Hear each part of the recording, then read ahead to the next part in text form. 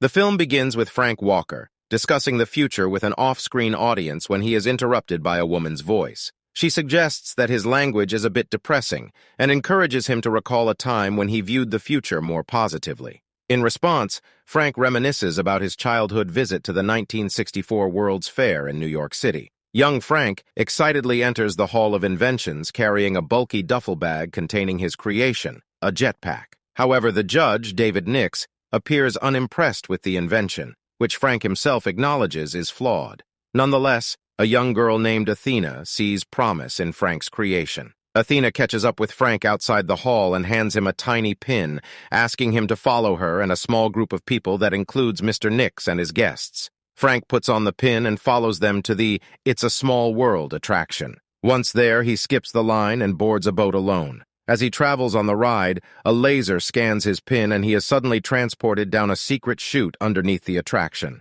Eventually, the boat arrives at a small transport station. Frank rides a secret chute and finds himself on a foggy platform. He sees a flying vehicle taking off with Athena inside and tries to follow, but is knocked down by construction robots. One of the robots fixes Frank's jetpack, and he accidentally falls again, but this time, he uses his invention to fly over a beautiful city. Frank lands in front of Mr. Nix, who is not too impressed with the invention. However, Athena gives Frank an encouraging smile. Frank's pessimism resurfaces, but he is interrupted by the same female voice, who points out his negativity. When Frank suggests that the voice take over the storytelling, it agrees, and we are introduced to Casey Newton.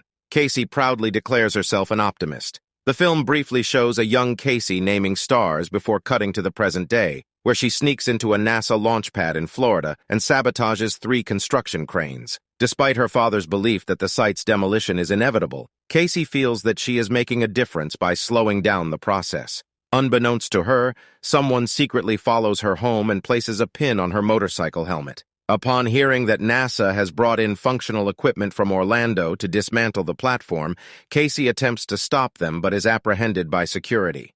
Her father bails her out of jail, and as she gathers her belongings, she discovers a small pin with the letter T on it. When she picks it up, it transports her to a vast field of wheat with a futuristic city in the distance. During the ride home, Casey shows the pin to her father, but when he touches it, nothing happens. Casey uses a pin to transport herself to a futuristic city, but runs out of power and ends up in a lake. She searches for another pin and discovers a store called Blast from the Past in Houston, but they only have a street address. Casey travels to Houston and meets the store owners. Meanwhile, Athena asks Casey's brother where Casey is, but he tells her she's away. When Casey reaches Blast from the Past, she is greeted by the store owners, Ursula and Hugo, who reveal that the pin unlocks a world created by some of the greatest geniuses in history, known as Plus Ultra. However, when they ask Casey about the pin's origin, she only says she found it, which upsets them.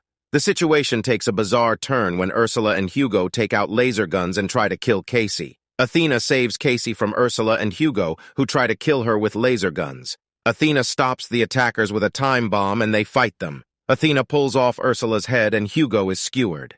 Casey and Athena escape the store before Hugo self-destructs. Athena reveals that the attackers were audio-animatronic figures and that she gave Casey the pin. However, Casey discovers that Athena is also a robot, and she is damaged from the fight. After being hit by a truck, Athena chases Casey, who managed to take the truck. Athena catches up and reveals that she is from the place Casey saw when she touched the pin, but warns her that it may not exist for much longer. Following a brief conversation, Casey agrees to trust Athena, and they set off on a journey to meet Frank Walker in Pittsfield, New York. In Houston, a group of people led by Dave Clark arrive at the wreckage of the Blast from the Past store. When the police find Ursula's burnt head, Dave uses a device to disintegrate the officers. After this, he instructs his party to contact Governor Nix. After driving all night, Casey gets too tired and allows Athena to take over driving. However, she wakes up on the side of the road to find that Athena has driven away without her. Casey spots a mailbox with the name Walker on it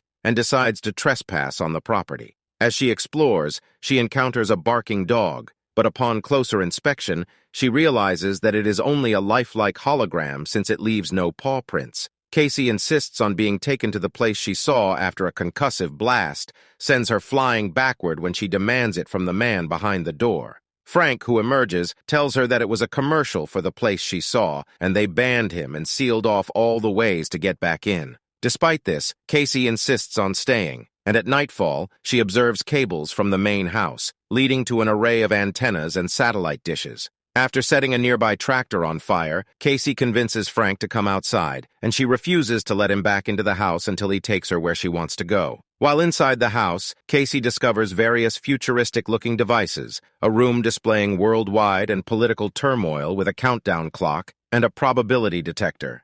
Frank tries to convince Casey to leave again, but she insists on knowing what she has seen. He then poses a hypothetical question. What if I could predict the exact date of your death? Although Casey initially expresses curiosity, she admits that she would ultimately be skeptical of such a prediction and try to change her fate. Suddenly, the screens behind her flicker, and the probability numbers decrease slightly, causing Frank to take notice. Without warning, the sensors detect the presence of intruders, and a black van carrying dark-suited figures appears. Frank quickly tries to secure his home, but the intruders overpower him, revealing that they are audio-animatronic figures. Frank hurriedly gathers some belongings and packs them into a bag before he and Casey jump into a bathtub that launches them out of the house just in time to escape the destruction caused by Frank's self-destruction of his former home. After a brief argument, Athena takes Casey and Frank to a television station, hoping to get Frank to take them to The Spectacle. Frank initially refuses, but eventually agrees to accompany them. Upon arriving at the television station, Frank leads them into a utility shack and shows them a secret underground entrance that leads to a teleportation machine. During the teleportation procedure, Frank covers Casey's eyes and ears and asks Athena why she chose someone like her. Because she hasn't given up, the small automaton replies. In just a few moments, the trio is teleported to the top of the Eiffel Tower in Paris, France. They subdue a guard and make their way into a small room, where they find figures of Thomas Edison, Gustave Eiffel, Jules Verne, and Nikola Tesla. Frank explains that the Eiffel Tower serves as an antenna and a secret gateway the men built as an emergency entrance to their secret city. He also shows them an Edison tube, which, when played on a phonograph, opens a secret entrance. The group witnesses the tower dividing into two, creating a gantry from which a rocket emerges. Boarding the rocket, they encounter French robots attempting to obstruct them, but the rocket launches before the robots can do anything. Upon escaping the Earth's gravity, the rocket's main compartment flips and hurtles towards Earth, breaking through into another dimension.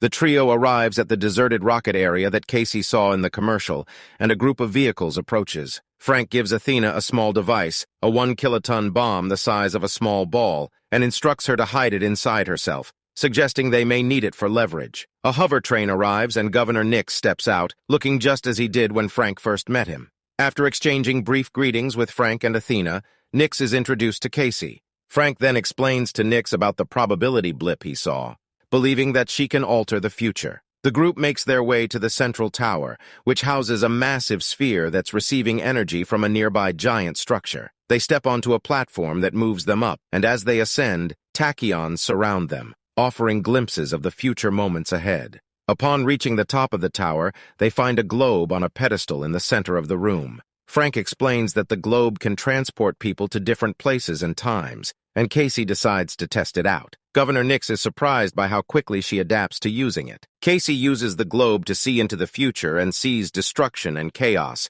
including her family's home underwater. Frank explains that these events are said to occur in a month or less, but Nix shows no concern and insists that the city will survive. When Casey questions why humans can't come to the city, Nix explains there is too great of a risk for humans to destroy it, just like the Earth. Casey initially refuses to accept the bleak future shown by the globe and remains optimistic. Suddenly, the panoramic view changes to normal, but Governor Nix knocks out Frank with a device. Frank later awakens in a confined room with Athena and Casey, who are upset that he didn't tell them about the end of the world. Casey feels betrayed, but suddenly comes to a startling conclusion. Casey, Frank, and Athena discover that the machine is not just predicting the future, but causing people to give in to the visions, leading to a self-fulfilling prophecy doomsday device.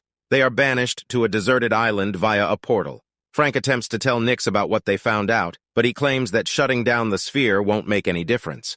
Nix had a reasonable idea of broadcasting a future that would galvanize humanity, but it backfired as people accepted what they saw instead of taking action. They only cared about the present, without considering the consequences of their actions for the future. While the three were being taken to the portal, Frank activated the sphere's lift with Nix's watch and instructed Athena to use the 1-kiloton device to destroy the sphere. while he struggled with Nyx. Nyx activates two robots, and Athena is apprehended. While Frank fights Nyx, Casey climbs onto the platform and arms the device, but Nyx keeps it from rising. With no way up, Casey throws the device through the portal, which explodes and injures Nyx. Athena sees Nyx shoot Frank with a laser gun, but it was only a glimpse of the future. When it happens in reality, Athena jumps in front of Frank and takes the blast. When Frank tries to take Athena to a repair station, she informs him that she cannot be fixed. She shares some of her logs with Frank, which show that she was worried about how he would react to finding out she was not human,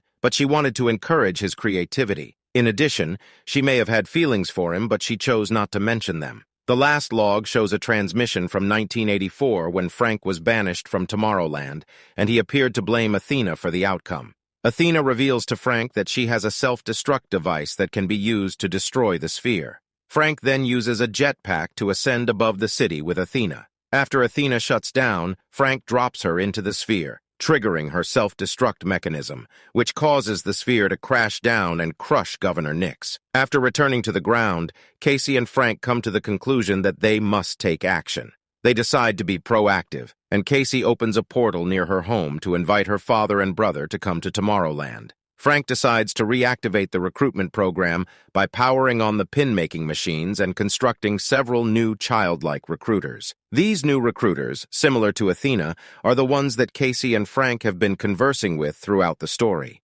Each recruiter is equipped with a pin case and charged with the task of locating dreamers, individuals who will play a key role in constructing a superior and more advanced tomorrow. In the final scenes, we see several individuals discovering the T-pins and touching them, causing numerous people to appear in the wheat field and gaze toward the spires of Tomorrowland. Thanks for watching.